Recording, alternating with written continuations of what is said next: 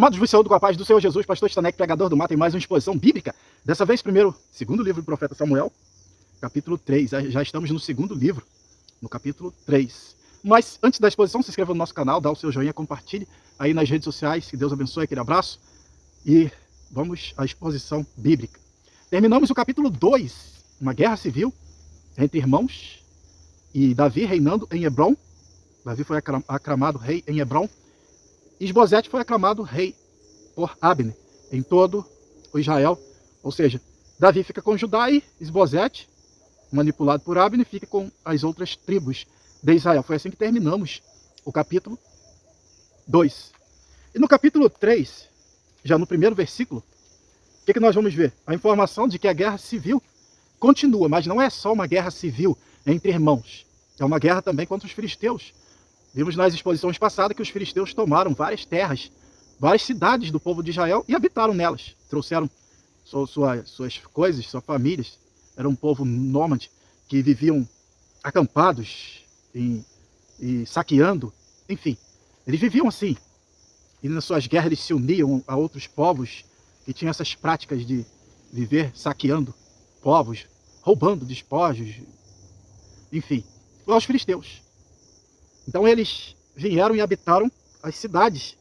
Quando Saul morre, eles habitam várias cidades. E agora Israel tem uma guerra civil.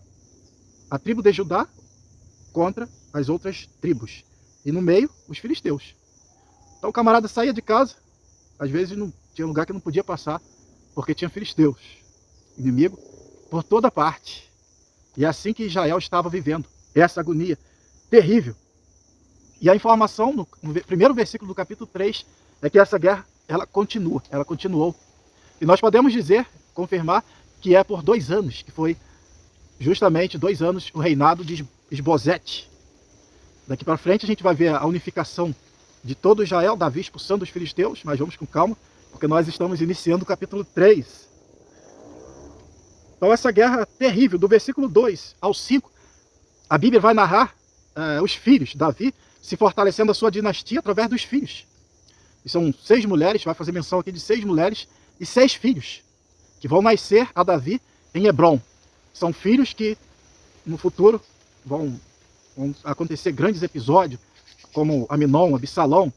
Esses filhos vão nascer em Hebrom, a Davi, porque depois Davi vai sair de Hebrom, depois de 7 anos e meio, e vai estabelecer o seu reino em outra capital. Mas a Bíblia está fazendo a menção nem às mulheres, aos filhos, mas também fala sobre as 6 mulheres, que na verdade 3, a Bíblia diz que eram mulheres realmente de Davi. 1 Samuel capítulo 27, versículo 3, Davi e seus soldados se estabeleceram em Gate, acolhido por Aquis, cada homem levou sua família, e Davi suas 2 esposas, Ainoã e Abigail. Lá vai fazer menção sobre essas 2, que eram esposas de Davi. E no versículo 5, quando fala do 6º filho, aí o texto vai dizer que essa mulher, Eglá, era esposa de Davi. Por que eu estou fazendo essa distinção? Porque existiam as concubinas. Lá na frente, Absalão vai ser aconselhado por Aitofel a se deitar com as concubinas de Davi. No episódio futuro que nós vamos ter aí para frente. Então ele tem mulheres e tem concubinas. Eu não estou dizendo que algumas dessas poderiam ser concubinas, não sei. Só sei que os textos bíblicos destacam essas 3 como esposa. As concubinas, a Bíblia não destaca. Era uma prática antiga, desde lá do tempo de Jacó, concubinas, mulheres que eram dadas aos homens para poder, através dela, gerarem filhos, fortalecer, entre aspas, a sua dinastia. Então Davi começa aqui com 6 mulheres em Hebrom, praticando a poligamia, um erro terrível que Davi já começa no começo do seu reino. Pastor, por que erro? Porque a Bíblia condena a poligamia desde Gênesis. Lembra que Moisés disse os deveres de um rei.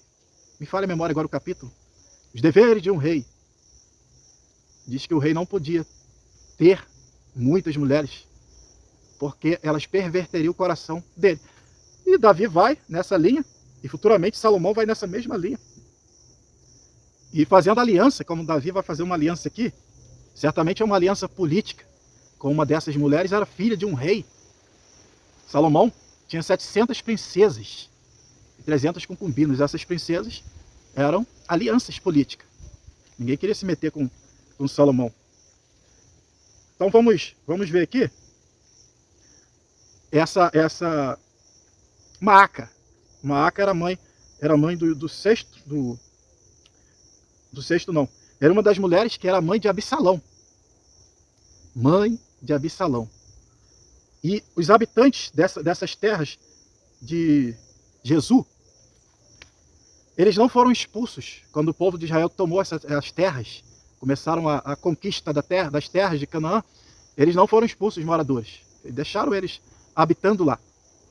E é justamente para lá que Absalão, depois que ele vai trair o seu pai, vai usurpar o reino, o trono, e vai dar ruim para ele. Ele vai ter que fugir do seu pai. Ou melhor, depois que ele vai usurpar o trono, não, quando ele mata Aminon, seu irmão, ele vai fugir para lá, para esse lugar. É justamente o lugar que ele vai, é o lugar onde veio a sua mãe. Enfim, por isso que eu queria fazer aqui esse destaque. Então, quando ele mata Aminon, ele vai para lá. Temos isso aí no capítulo 13, capítulo 14, nós já vamos estudar, já vamos passar por isso aí. Então essa prática de poligamia era condenada pelo Senhor desde o princípio, desde Gênesis. Aí você vai ver lá Adão dizendo, portanto, deixará pai e mãe, unir-se-á a sua mulher, e ambos serão uma só carne. E não é as suas mulheres, é a sua mulher. E aqui, em Mateus 19, de 4 a 6, vamos ver o Senhor Jesus dizendo que essas palavras não eram de Adão, era do Senhor. Olha só, Jesus lhes explicou, não tendes lido que no princípio o Criador fez o homem e mulher e os instruiu. Por esse motivo o homem deixará pai e mãe e se unirá à sua mulher, e os dois se tornarão uma só carne. Sendo assim, eles já não são dois, mas sim uma só carne. Portanto, o que Deus uniu não separa o homem, o ser humano. Então essa prática de poligamia, ela está condenada desde o princípio, quanto mais agora para a igreja, que nós temos os evangelhos, os ensinamentos dos apóstolos. Porque a gente está passando por esses textos e Davi é o homem segundo o coração de Deus. Quantos pecados que nós praticamos, é que Deus vai tolerando a poligamia. Deus vai nos tolerando. Mas essa aqui Deus não tolera mais não. Essa aqui, o homem que se deitar com a repudiada comete adultério com ela. É assim que está escrito. O apóstolo Paulo diz, aos casados que não se separem, mas que se separar, que fica só. Que fique só. Ele diz que ainda que um anjo desça do céu e pregue um outro evangelho, agora a poligamia está sendo praticada de outra forma. Casou-se, não deu certo. Para dar certo depende dos dois. Não deu certo? Separe e casa de novo, separe e casa de novo, separa e casa de novo. E tem gente aí que já está no terceiro, quarto casamento. Poligamia. O camarada já está na quarta esposa, a mulher já está no quarto marido, praticando de outra forma. E Deus abomina o divórcio. Então nós não vamos passar pano quente nisso aqui, nós temos que ressaltar esse erro que não vai ser prejuízo para Davi. E muito prejuízo, muita desgraça vai acontecer por causa dessa ambição dele pelas mulheres. Essa ambição, ele vai pagar um preço muito caro. Não, se nós formos seguir as nossas ambições, não haverá satisfação. Salomão seguiu e disse que tudo é vaidade, vão, oco e vazio. Não vamos achar felicidade em mulheres, e mulheres não vão achar felicidade no homem. A felicidade é um estado de consciência, de espírito. Não existe felicidade plena neste mundo. Ninguém casa para ser feliz. Não, casa para fazer o outro feliz. E a nossa felicidade pode ser consequência disto. Quase sempre é consequência de nós fazermos o outro feliz. Então no começo, Davi começa errando. E é bom destacar isso aqui. Versículo 6. E havendo guerra entre a casa de Davi, entre a casa de Saul e a casa de Davi, sucedeu que Abner se fez poderoso na casa de Saul. Poderoso. Poder. Tua é a honra, a glória e o poder. Oração do Pai Nosso. Nós vamos ver aí um homem ambicioso, um homem soberbo, um homem que conhece a vontade, a voz de Deus. Ele sabe de que lado que Deus se posicionou, que é o lado de Davi, mas ele vai andar por vista. O que ele está vendo, o que está diante dos olhos dele, é uma oportunidade dele reinar, dele ficar poderoso. Ele, como comandante do exército de Saul, ele vai usar Isbosete para conseguir esse poder, esse poderio em Israel. É um homem que sabe manipular. Se ele não fosse um manipulador, ele teria morrido ao lado de Saul na guerra. Mas ele conseguiu ser mais esperto do que Saul. Apesar de que já estava predeterminado por Deus a derrota de Saul. A Bíblia diz que o Senhor o matou. Mas, vamos lá. Abner sabia de que lado Deus estava, mas ele anda por vista. E você está andando por fé ou por vista? Por aquilo que você está vendo diante dos seus olhos? Amados, as coisas de Deus são as improváveis. Deus está com a minoria, principalmente se tratando da igreja hoje. Deus está com a minoria. Pastor, mas como que o senhor afirma um negócio desse? A Bíblia diz que a porta que conduz à salvação, ela é estreita, mas a porta da perdição e o caminho da perdição é largo e espaçoso. E a maioria que entra por ele. Então, estão procurando Deus, um terremoto. Deus está numa brisa suave e delicada. Deus está com a minoria. Deus estava com Davi, lá na tribo de Judá, quietinho. Está esperando o agir de Deus. E Deus está agindo. Deus está agindo. Então, ó, se você está recebendo fama, status, poder, mas se posicionou do lado ao contrário, do lado que você sabe que Deus não está, você está montando um castelo de areia como Abner montou. Abner montou um castelo de areia. Faz me lembrar de um líder que, por um ponto que os outros discordavam, eles excluíram ele da conversão. Se você não vai mudar o seu pensamento, ele sabia que Deus estava nesse ponto. Não. Então você está excluído, disciplinado. Ele falou assim: lá na frente vocês vão me ver com a bandeira da vitória.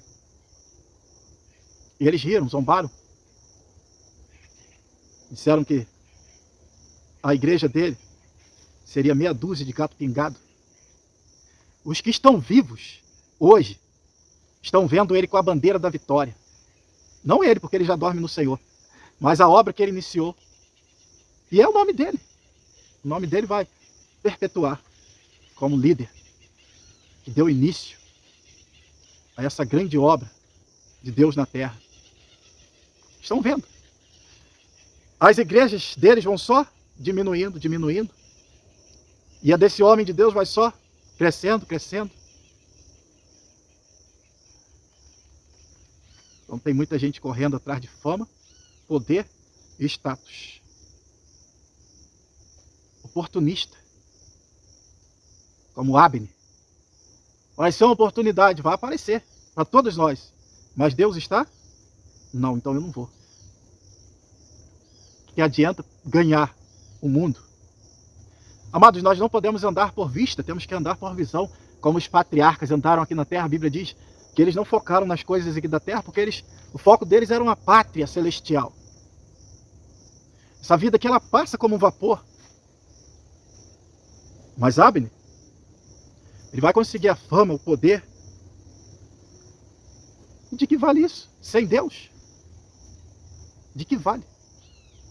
É uma bolha. Na verdade, quem governa esse universo é o Senhor. E Ele põe rei, deporta reis. A Ele pertence o domínio de tudo. Ele abate os soberbos, agracia, dá graça aos humildes. E Abner vai construindo o seu castelo de areia nas costas de um homem que se deixa ser manipulado. E o castelo está construído, Abner está poderoso. Mas esse castelo vai desmoronar. Vamos ver do versículo 7 ao 11. Amados, o castelo vai desmoronar e começa a desmoronar, porque diz assim: e a casa de Saul ia enfraquecendo, e a casa de Davi se fortalecendo. A casa de Saul ia de mal a pior. O exército minguado, cercado pelos filisteus, eles não tinham muita saída. E agora do versículo 6 ao 11,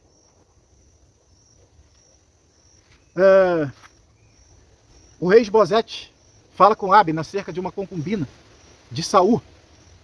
O camarada é poderoso, agora ele está se deitando com a concubina do seu pai, que seria mulher de Esbozete. Mas Abner está desfrutando dessa mulher. E Abner, quando é chamado a atenção por Esbozete, ele se ira. Ele até pergunta: por acaso eu sou um cabeça de cão? Ou seja, eu sou algum traidor, alguém que a tribo de Judá tem desprezado e que está aqui mendigando, dependendo de você? Mais ou menos isso que ele quis dizer. Não, eu te fortaleci. Eu fortaleci a sua casa. Ele vai começar a dizer isso aí para Esbozete. Eu trabalho para sua família, para a casa de Saul. E você vem me acusar por causa dessa mulher? Aí desprezou a mulher, colocou ela lá embaixo. Amados, Esbozete também sabia que a sua linhagem estava rejeitada pelo Senhor. E ele não tinha autoridade, ele não tinha moral, era um marionete. Quem regia era Abner, quem despachava o governo era Abner, até mesmo com os líderes das tribos. Tudo era Abner que fazia. Esse camarada não tinha moral nenhuma, era realmente um marionete. Por que Esbozete vai ser manipulado por Abner? Por causa do seu sangue real. Tem muita gente que vão ser manipulado por causa da sua capacidade intelectual, sua capacidade profissional, por causa da sua integridade moral na sociedade, vão ser manipulados se não vigiar. Os manipuladores estão por aí, aos milhares, e o ser humano é fácil de ser manipulado. Muito fácil. O ser humano costuma ser o que dizem: Maria vai com as outras, está todo mundo indo, está todo mundo fazendo. Manipulação. Manipuladores aos milhares, como Abner, oferecendo oportunidades de você ser manipulado, manipulada, e depois descartado. Eu já fui manipulado com a minha capacidade profissional e descartado. Isso é horrível. A Bíblia diz que Deus dá graça aos humildes. Os humildes são aqueles que oram para casar, para mudar-se de casa. Nós não podemos ser guiados pelo aqui e agora. Não conseguimos enxergar um palmo do nosso nariz em relação ao futuro. Vou fazer uma analogia. Eva pegou a fruta. Mas o que foi que Deus disse? No dia em que comerdes da árvore que está no meio do jardim, certamente morrereis. Eva pega a fruta, come. Adão fica olhando. Vai cair, vai morrer. E não morre. E ela dá a Adão. E ele come. E os dois morrem. E viveu Adão 900 e não sei quantos anos e morreu. Eva também morreu. Eles tinham uma vida eterna. Às vezes, o pior do que morrer é convivermos com a consequência do pecado. Cuidado, porque Deus, só Deus, conhece o futuro. Ló, quando ele olhou para as relvas, as campinas de Sodoma, era a coisa mais linda. Ninguém imaginava que aquilo se transformaria no inferno. Que se transformou para ele uma depravação moral.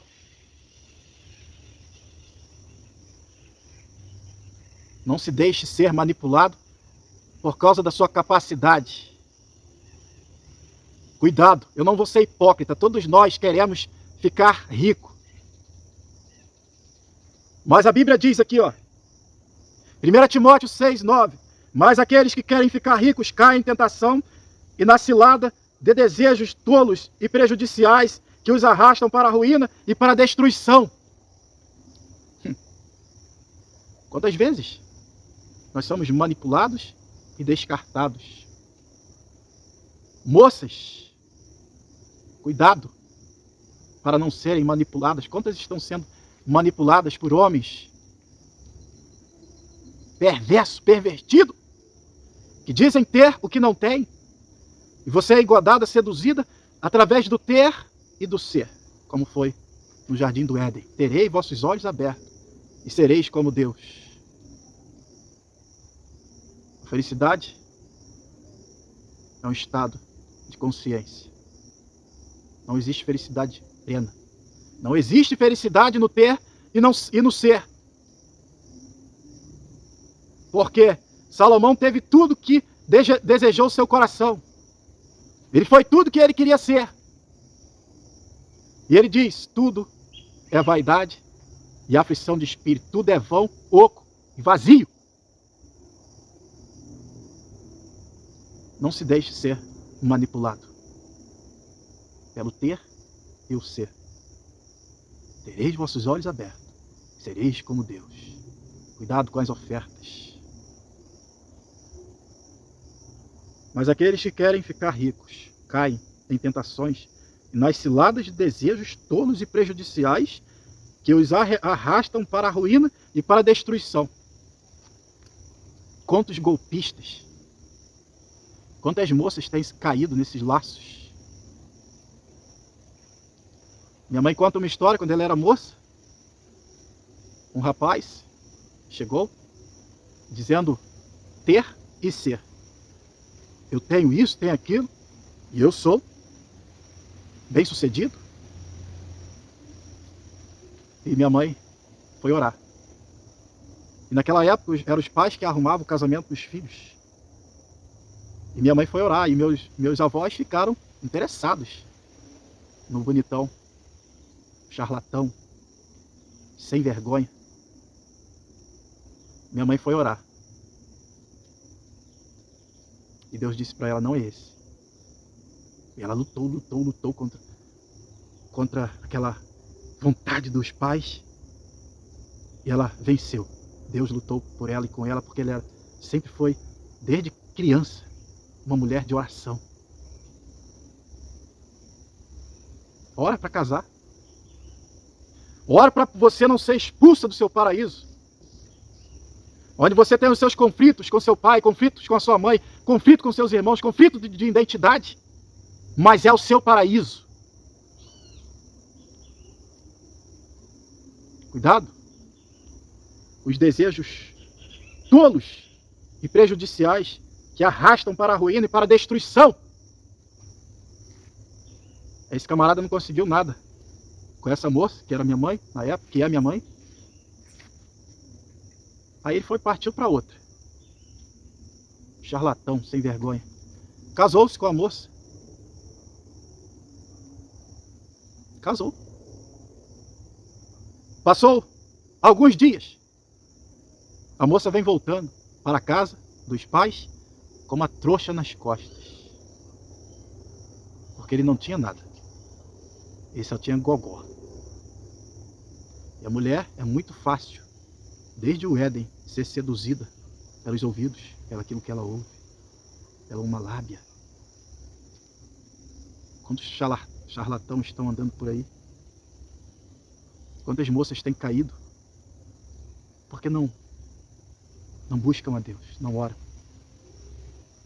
Estão saindo do seu paraíso para a ruína, para a destruição, como está escrito aqui. Nós queremos ter sucesso, queremos ter fama, queremos ser muitas coisas, mas que tudo isso venha de Deus e que seja para a glória de Deus. Para isso que nós nascemos, para a glória de Deus. E glória quer dizer fama, notoriedade, grandeza, não sua, não minha, mas a de Deus. Mas os homens querem te manipular através do que você tem, do seu dom, daquilo que Deus te deu para a glória dele. Infelizmente tem homens que foram manipulados, foram engodados, e eles estão num lugar que eles não podem pregar a palavra de Deus, eles são manipulados. Não podem falar a verdade. Porque eles sabem de que lado que o Senhor está, mas se posicionaram do lado errado.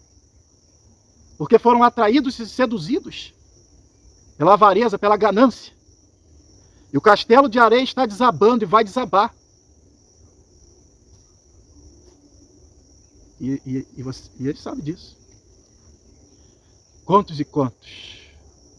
Quantos e quantos hoje não estão sendo manipulados pelo ladrão de tempo? Está criando aplicativos para roubar o tempo dos homens de Deus, nessa fã de ficar rico. Quando a Bíblia diz que riqueza é dom de Deus.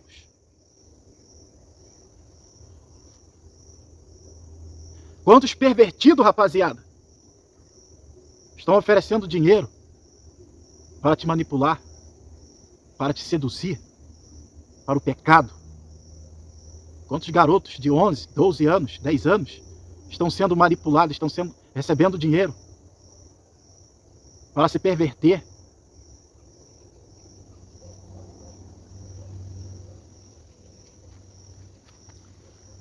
Esbozete vai ser manipulado por causa do seu talento, seu sangue real.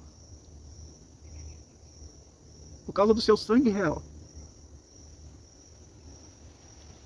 Não se deixe ser manipulado. Ore. A Bíblia diz que Deus dá graça aos humildes, e os humildes são os que oram para entrar, para sair, para casar, para se mudar de cidade.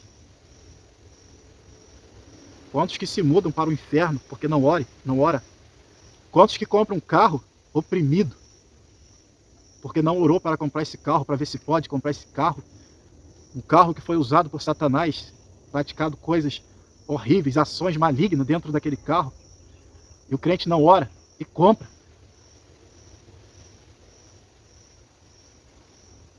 Não são milhares de manipuladores.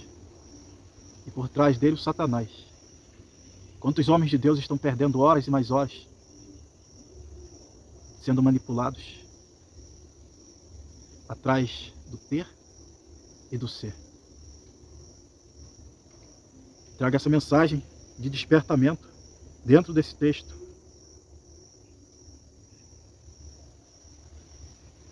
Então eles sabem que o reino é de Davi, tanto Esbozete quanto Abner. Quanta gente estão sendo manipulados por ladrões, por corruptos. E eles sabem que são corruptos que estão manipulando. Mas continua, o castelo que você está fazendo é de areia e vai desabar. Vai desabar. A rocha é Cristo. Santidade, sinceridade, justiça.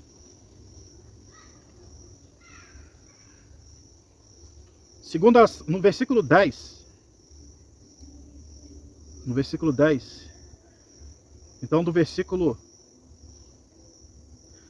7 ao 11, Esbozete fala com Abner, e Abner diz que vai fazer todo o esforço necessário, depois de ser chamada a atenção por Esbozete, por causa da concubina. Eu vou fazer todo o esforço que estiver ao meu alcance para unir o reino a Davi, desde Dan até Berseba, ou seja, de um extremo ao outro de Israel.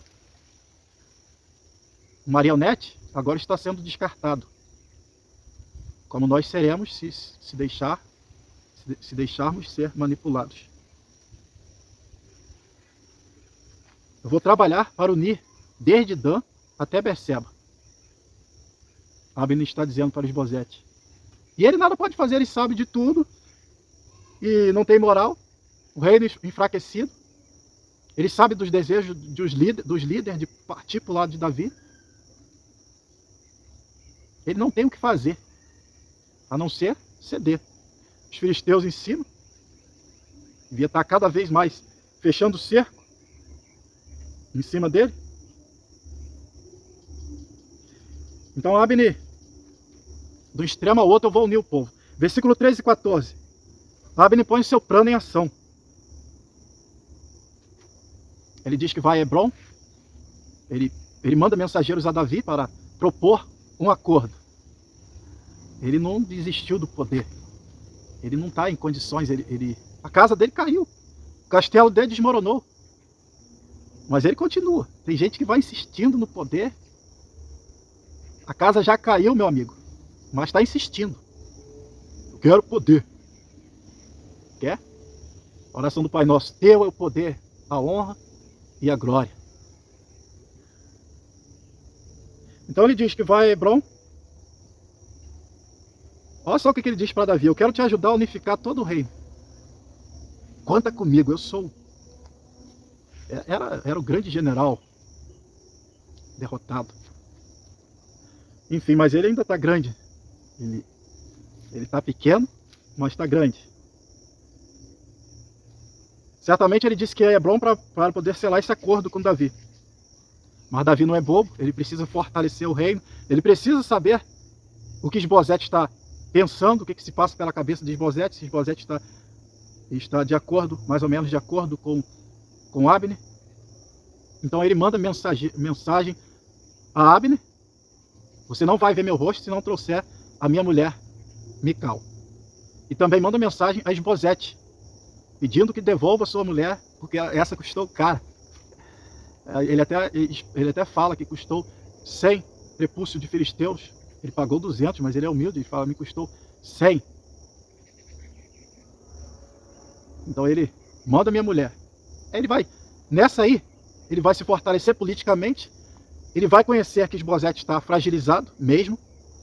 Porque se ele está fortalecido, soberbão, ele não entregaria Mical. Mas Isbosete vai entregar a esposa de Davi. Lembrando que no capítulo 24, capítulo 25, versículo 44, quando Davi estava fugindo de Saul, Saul entregou Mical a esse tal de Paltiel. Saul, porém, tinha dado sua filha Mical, mulher de Davi, a Paltiel, filho de Laís, de Galim. Isso aí está no capítulo 25, versículo 44. Covardemente, perseguindo o homem, tirou a sua mulher e deu para outro. Então Davi aí agora, ele está se fortalecendo com a sua esposa, agora sua esposa, Mical, vai fortalecer o seu reino, porque agora ele tem sangue real. Ele já é rei, mas tem sangue de Saul na sua casa. E agora Abner vai trabalhar para tentar reconstruir o seu castelo de areia que desmoronou. Vamos reconstruir o castelo, agora com Davi.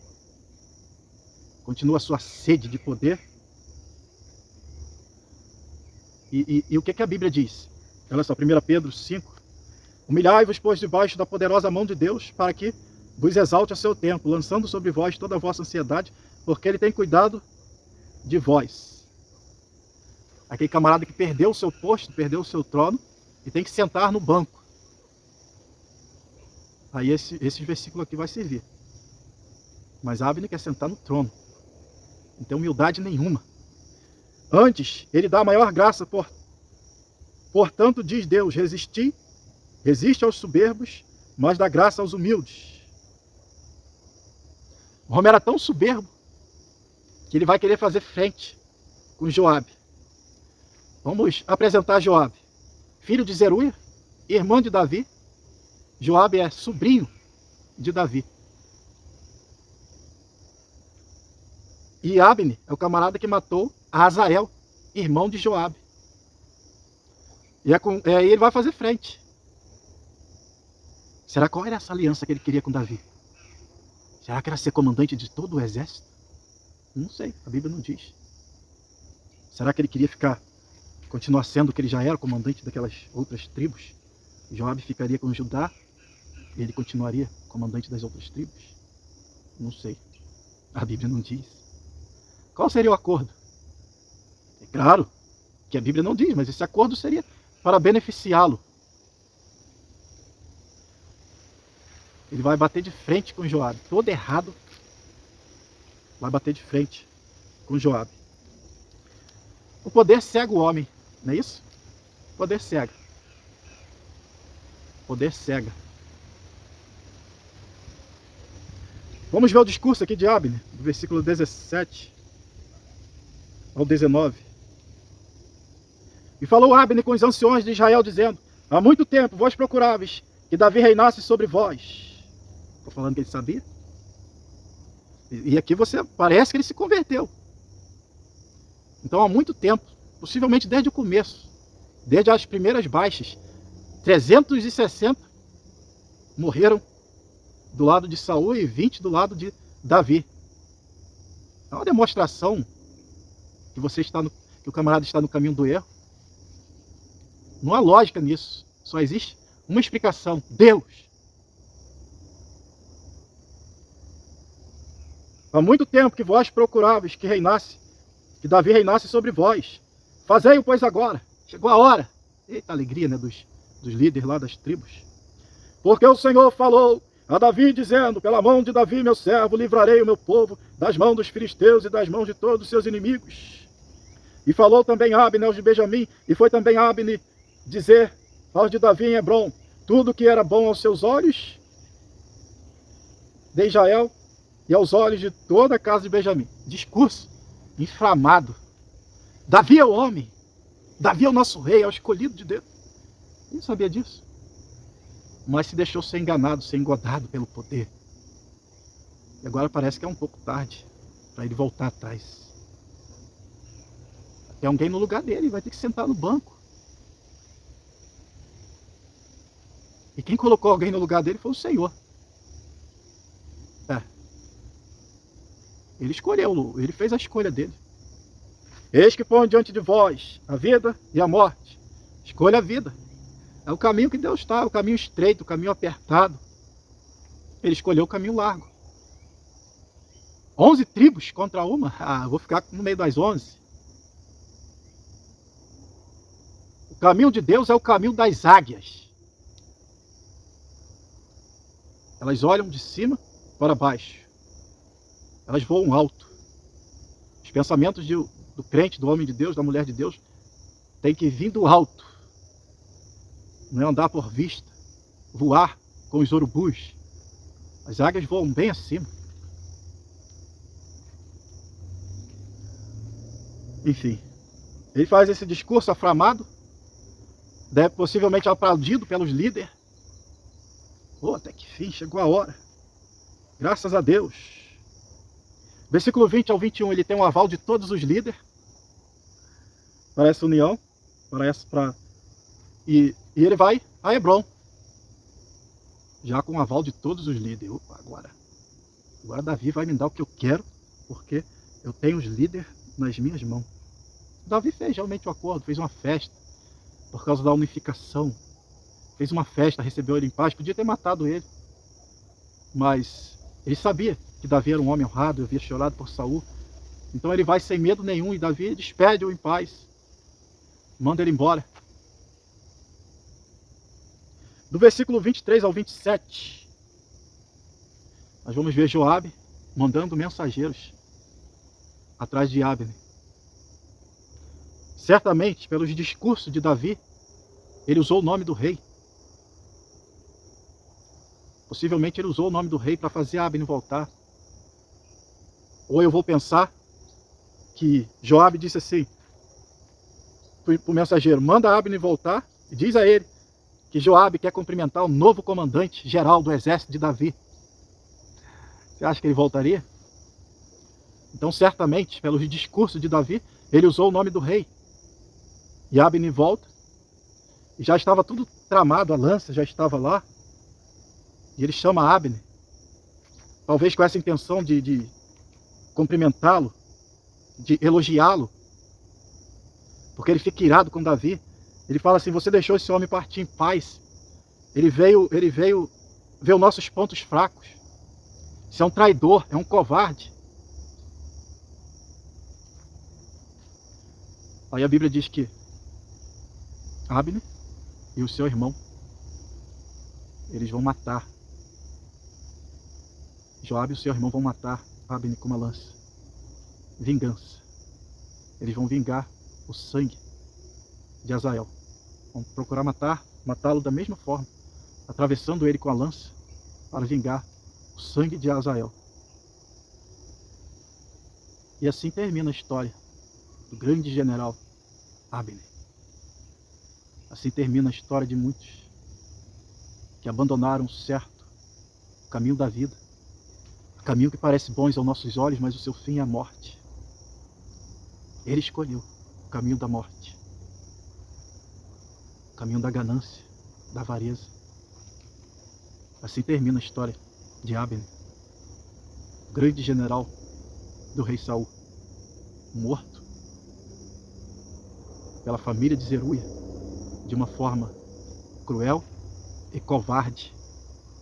E Davi vai fazer as suas lamentações lá na frente. Ele vai mandar Salomão matar Joabe.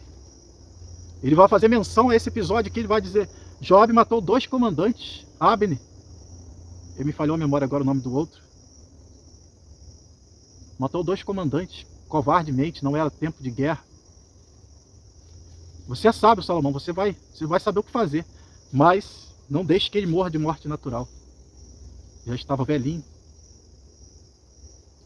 E foi morto. Foi morto no templo. É uma história de tragédia, de vingança, de sede pelo poder. Às vezes a gente faz igual Joabe. Faz igual Joabe. A gente está na seara do Senhor. Muito se aplica à parábola que Jesus contou dos trabalhadores. Um trabalhador que vem depois e se assenta no seu lugar, ou no lugar que você queria sentar, ou no lugar mais alto que você, que eu.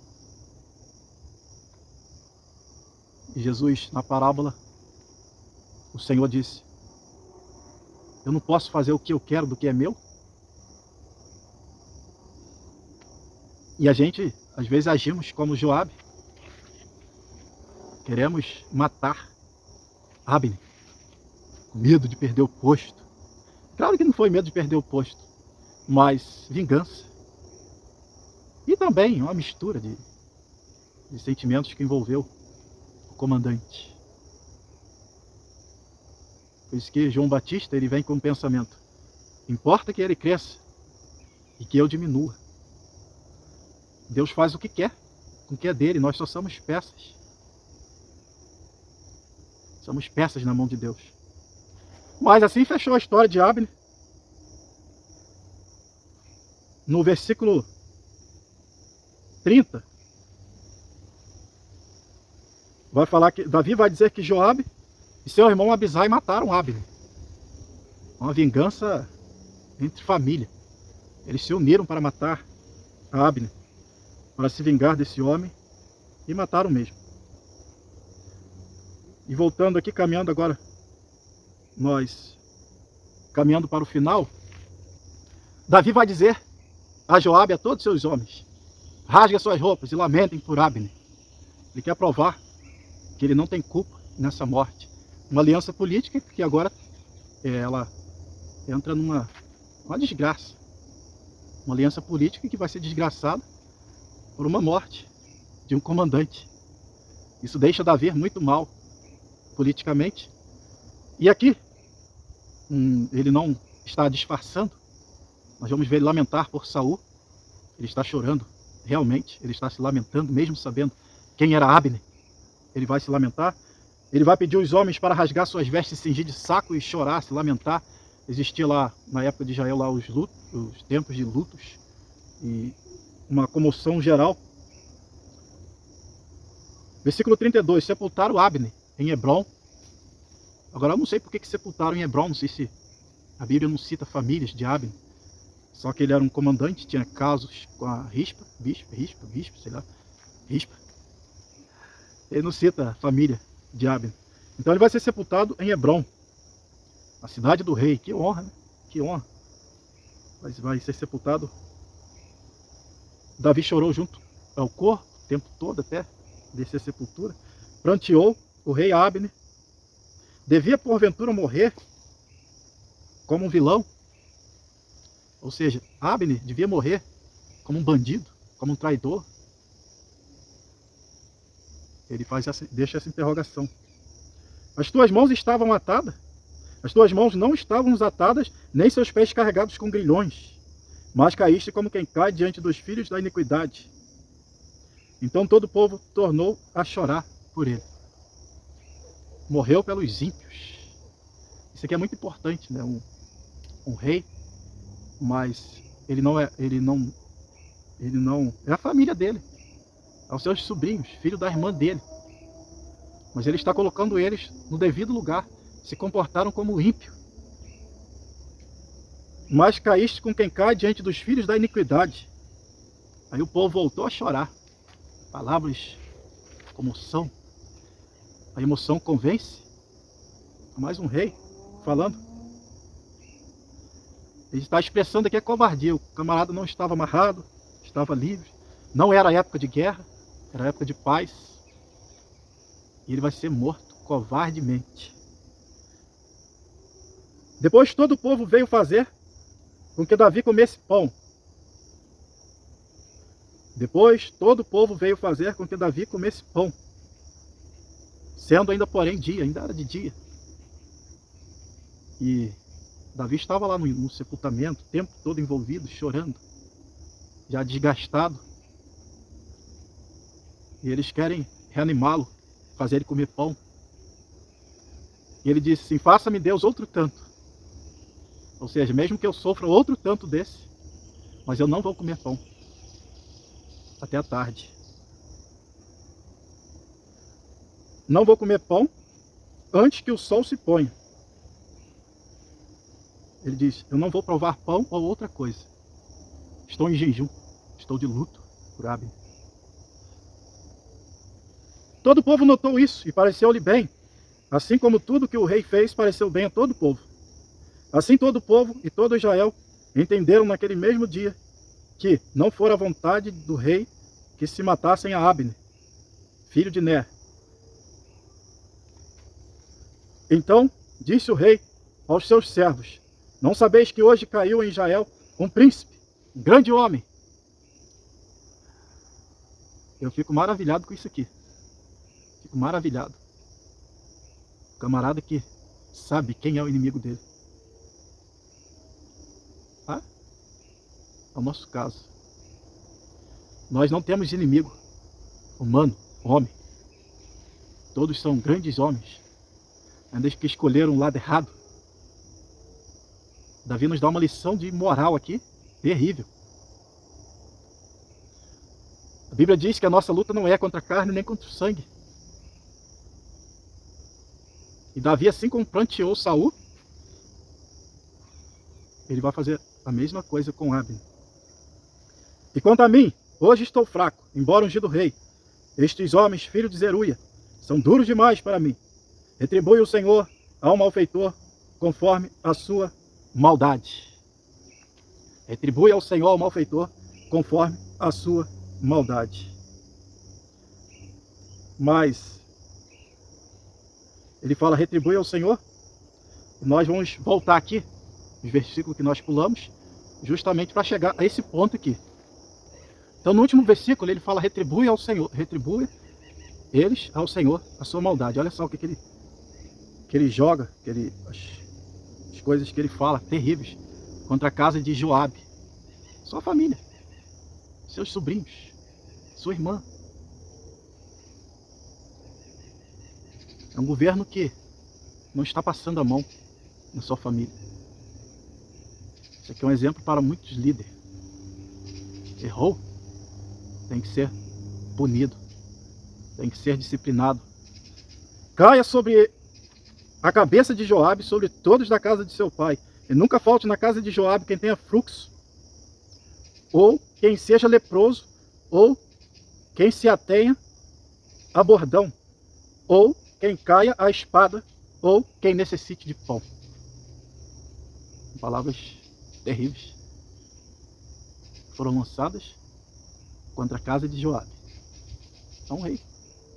É o rei e a sua família. Mas são ímpios. Como eu disse na exposição passada, são bravos, são violentos. E o bravo, ele sempre anda no caminho da morte. E essas são as palavras que Davi disse. Ou quem se atenha a bordão, quem ande escorado, misericórdia. Que Deus tenha misericórdia de nós e que nós entendamos que a vingança pertence ao Senhor. Que Deus tenha misericórdia da nossa casa. Amados, chegamos ao final dessa exposição bíblica. Que Deus abençoe a todos, o meu abraço e até a próxima, se o Senhor assim nos permitir.